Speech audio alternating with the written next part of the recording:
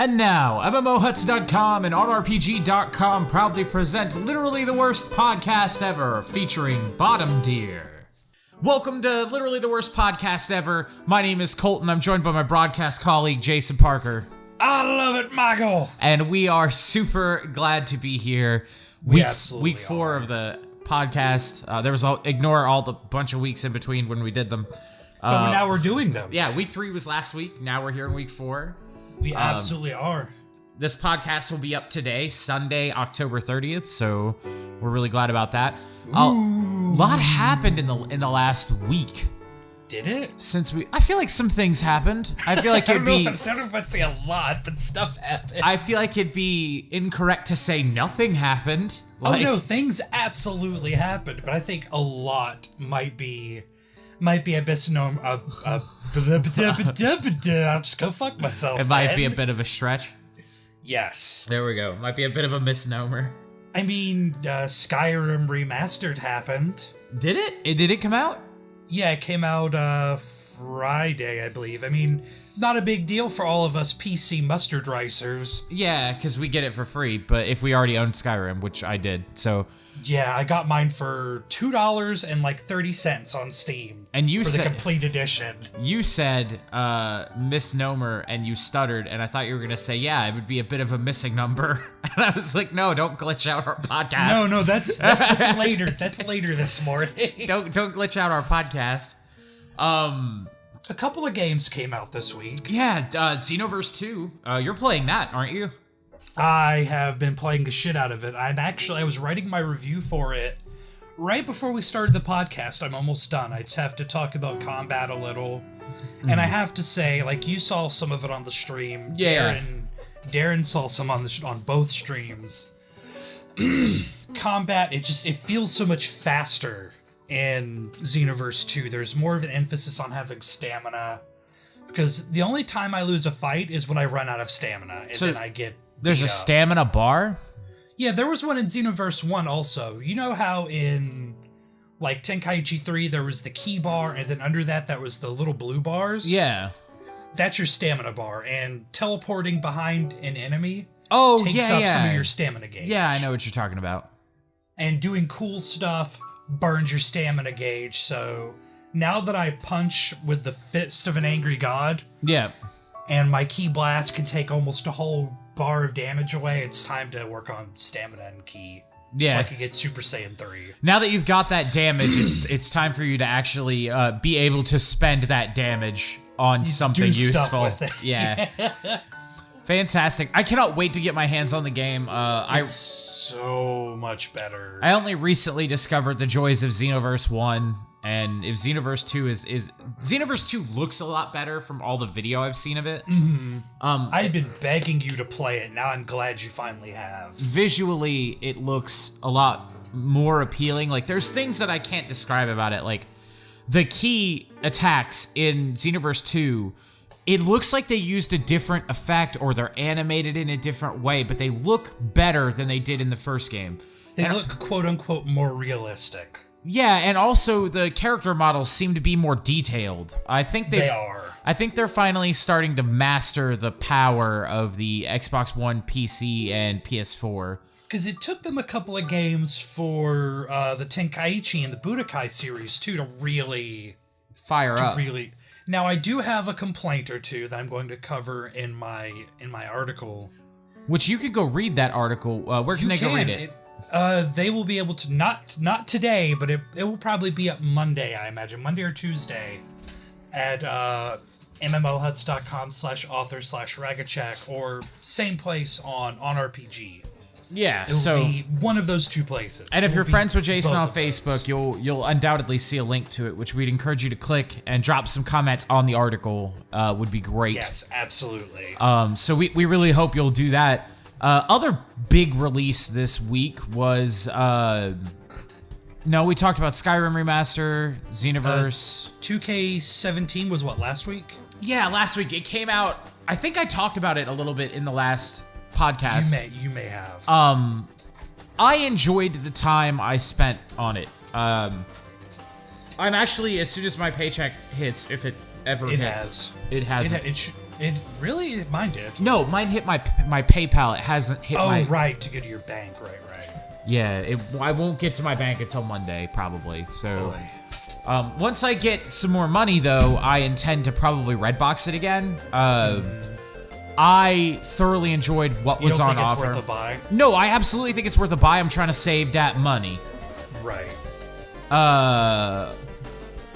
But I suspect someone might be getting it for me for Christmas. So if they do, I don't want to like buy it, and then I'm patient. I can wait for Christmas. I have heard a couple of naysayers. I've heard a couple of naysayers say that the story mode is disappointing after a while. Like the complaint I heard was like if you decide to be a Paul Heyman guy, which I absolutely would, which you cannot do until you have won a main roster title, which is weird because the reviews of the game said that you could be a Paul Heyman guy to skip NXT and be brought in directly as a Paul Heyman guy, which like was misleading, like because that's not how it works. You have to win a main roster title, even if it's like the US title.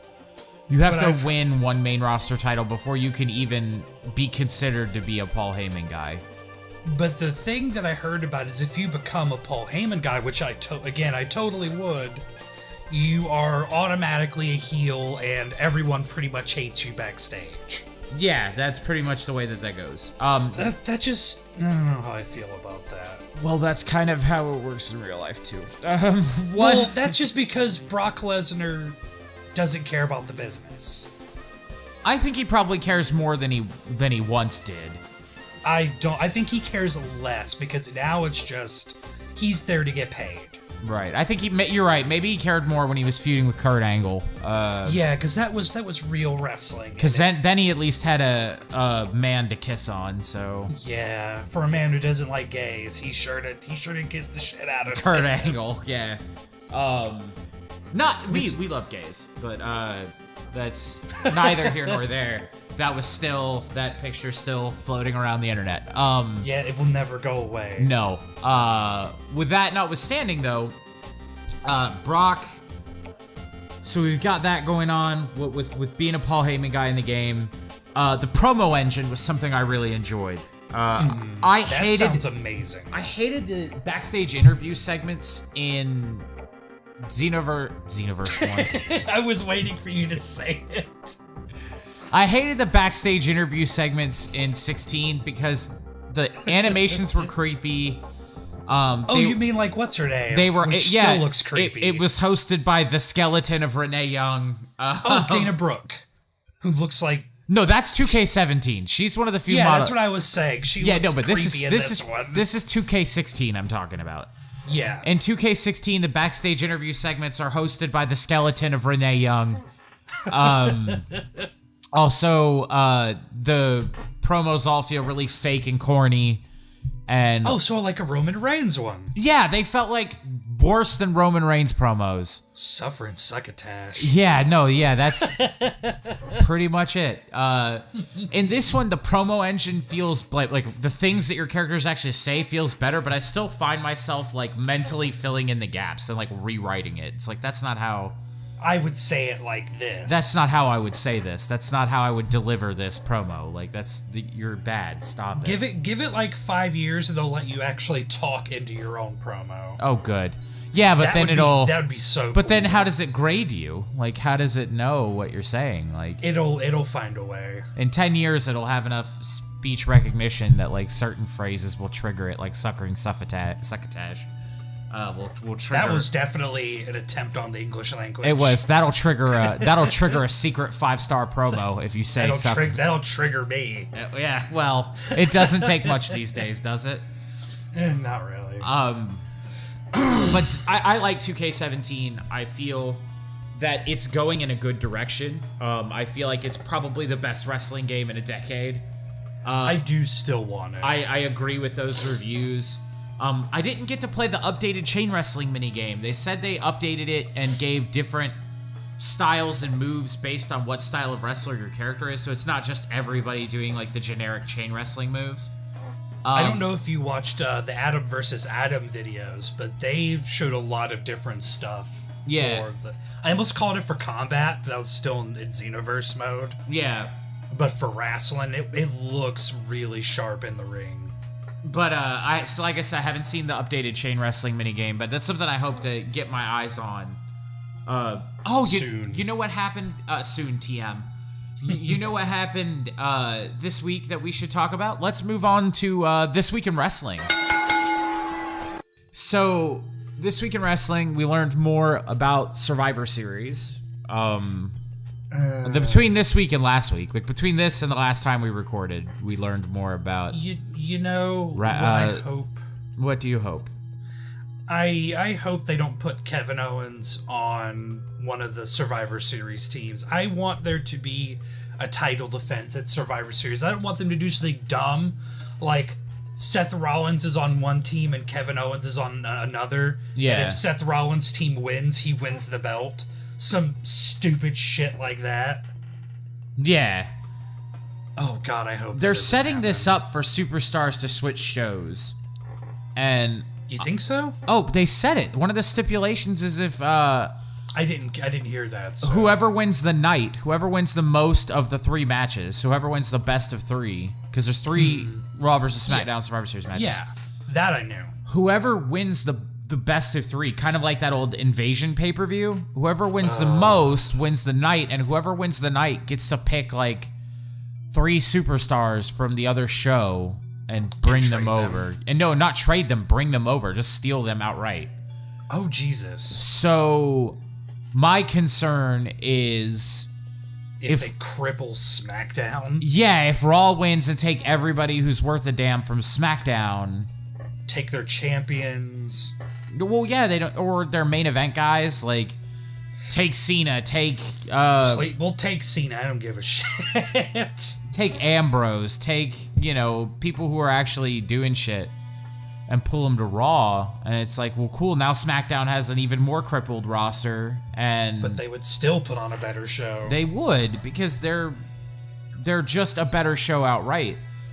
We finally got confirmation that we're gonna get to see Brock Lesnar versus Bill Goldberg. It's sort of weird to see it at Survivor Series, but I hope it leads to a rubber match at like WrestleMania or Royal Rumble. Honestly, I think Goldberg's probably only got one left in him.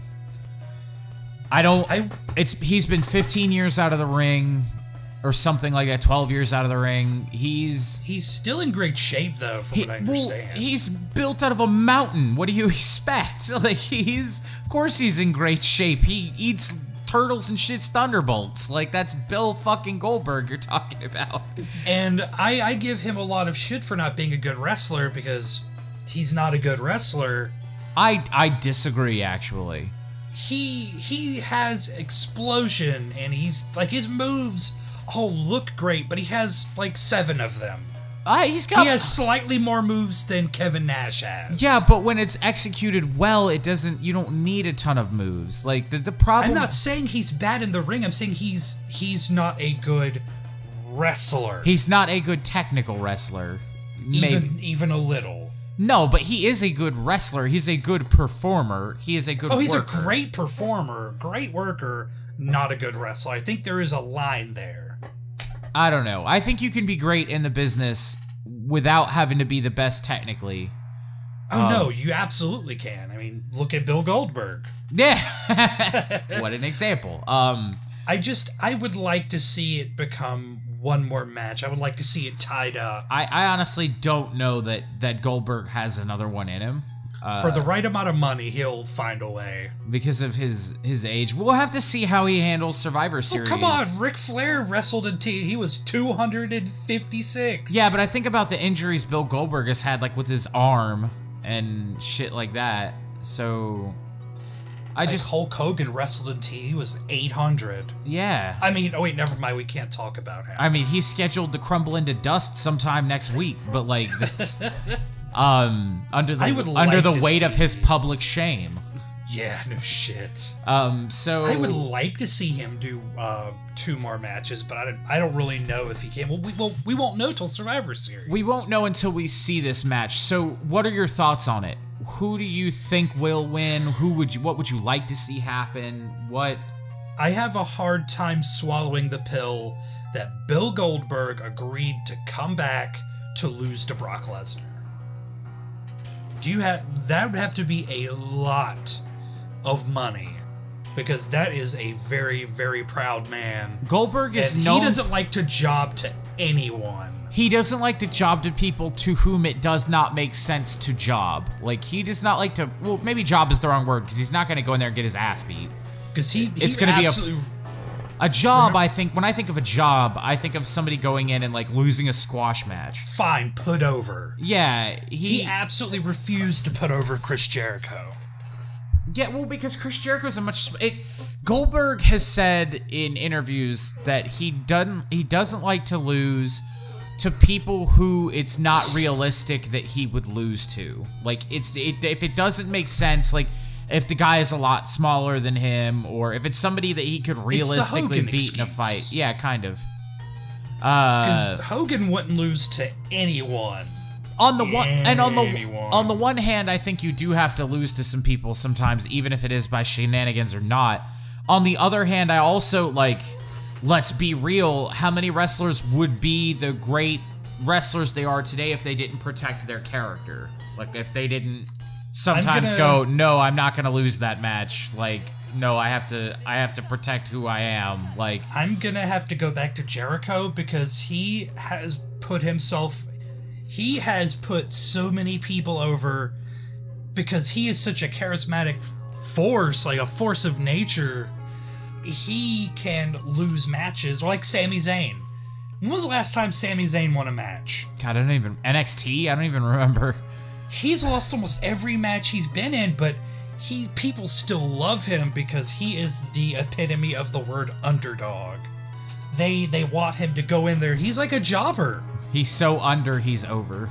Yeah, I mean, like, again, Chris Jericho put everyone over, and it didn't hurt him to do it, because when he was a heel, he would come up with an excuse.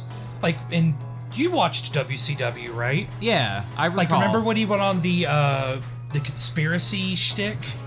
Yes. No, monitor, don't go off. Thank you. My computer monitor decided to stop. You were saying? Like, he did the whole conspiracy theory thing, and it was so good. Yeah, that was funny. That was entertaining television. But a lot of the physically bigger wrestlers do that, and protecting your character is fine, but sometimes you can be out-wrestled by someone smaller than you. It doesn't make you look weak. It just makes them look good. And you have to be willing to put other people over sometimes. Okay, so do you think Goldberg is going to lose to Lesnar? I'm of two minds on it, to be totally honest. I just have a hard time, again, swallowing that pill that Goldberg's gonna come back just to lose. Yeah. But they're trying to build Brock Lesnar up to be this unstoppable force. They wasted him beating the streak, completely wasted it. Yeah, because they haven't done anything with it, and they've had him lose since then. And where do you go from there? They needed to keep him unbeaten and terrifying and, like, not necessarily squash, but he needed to come in and beat the shit out of everyone he faced until... Like, interrupt matches and just kill people and just leave. And then eat matches. Like, he should, like, the whole match. Every match he should have been in since beating the streak should have been almost a squash. Like, it should have been him just... Lesnar. It should have been him just fucking butt blasting everybody until such time as they figured out who they were gonna put over with and turn into an instant megastar. Yeah, with beating the guy who beat the streak. Spoiler, it'd have been Roman Reigns. It probably would have, but if you know what, if they had done Roman Reigns right, I wouldn't have given a shit. I can agree with that. They had built Roman Reigns the same way that WCW made a megastar out of Bill Goldberg, or that WWE portrayed Bill Goldberg when he did his first WWE run, where, like, in the Elimination Chamber, where he just whooped the shit out of everybody, didn't have two words to say to nobody, and God help you if you got in his path, because he was gonna rip you in half like a phone book and then fuck your mom. Like, that was... So you mean to say talk less, smite more? Yes, that's exactly it. Don't let them know what you're against, because it's them. Like, if they would have just had Roman be a wordless punching machine, yeah, like he just shows up, sneers at them, have Goldberg and punches their face to the Goldberg backside of Bo Dallas's ass. Yeah, and Roman's getting better. Like, Roman is getting better. He's getting better all the time. But they need to have, like, because his spear doesn't look bad. But, like, if they had Goldberg show him how to do that fucking spine buster, or that military press, like the gorilla press, where he just lifts them over his head like he's lifting a stack of, like, notebooks. Yeah, like, have him show Roman how to do that military press power slam. Oh, it was so good. And Goldberg makes that look so fucking terrifying. The meanest, meatiest move I think Goldberg has is that mule kick that ruined Bret Hart's career. Oh yeah, that fucking kick. Oh my god, that mule kick! Like you know who else did a really good one off topic? Who? Rico. Yeah, that step over mule kick of his. Yeah.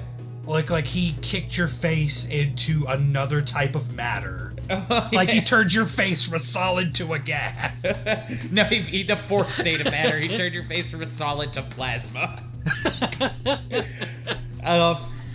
But yeah, if they would have done that with Roman, I'd have no complaints. That's where I stand. I actually haven't watched. I want Goldberg to win. I'm a huge fucking Goldberg fan. I have been. I'm not a mark for either one, to be totally honest. I've been a fan of Goldberg since I was a kid. I had a Goldberg shirt. I had. Oh man, I always picked Goldberg in. You worshipped at the altar of Super Jew. I did.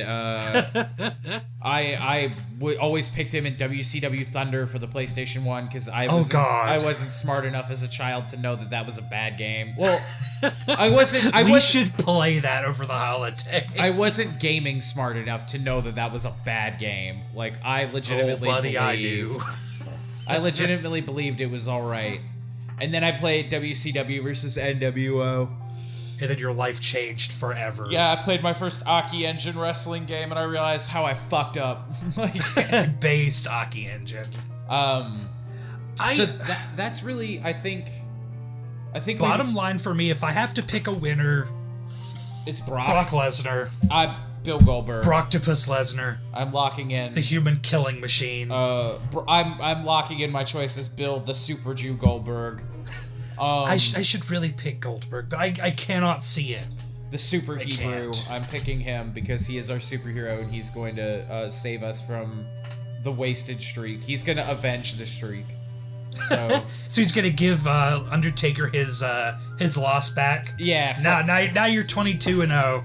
We got you, fam. From one guy with a streak to another guy with a streak. He's going to come down from heaven. Yeah. And cleanse the sins of this world. The patron god of streaks is going to come down and... You heard it here first, guys. Yes, you did. The streak will live again. Let's close this out with a little bit of this week in work. So we've been both working on a lot of assignments. What are some things that you've covered this week? I'm working on, like I said, Xenoverse II. I'm working on Nobunaga's Ambition, Sphere of Influence Ascension. Wow, that's a mouthful. Yeah, what a title. For PS4. Are you influencing people with your spear? Or with your sphere? With muskets. Oh, muskets, yes. Because you can. Well, isn't that what Nobunaga did? He brought like guns and Christianity to China or Japan or wherever. To China. He probably would have wanted to bring it to China too, but yes, to Japan. I was totally thinking of Dynasty Warriors, and I have no good goddamn idea why. Because of Samurai Warriors. Fair enough. But I'm disappointed because the big talk up for it was officer mode. Yeah. And anyone who knows me is I love playing an officer, and Romance of the Three Kingdoms 8 had probably the best officer mode of any turn-based strategy game ever. Spoiler warning, they don't do that. If that's what you're looking for, run. Run.